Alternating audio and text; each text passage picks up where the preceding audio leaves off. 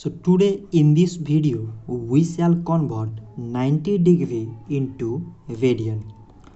So in a straight line or semicircle, the sum of angles is 180 degree and it is equal to pi radian.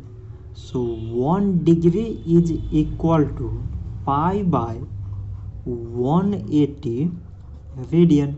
So in the same way, 90 degree is equal to 90 into pi by 180 radian. So now we cancel the numbers. So 0 0 cancel. 9 times 1 mean 9.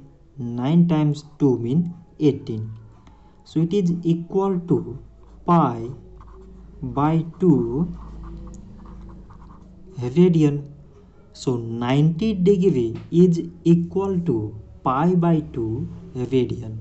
So this much for today and thanks for watching.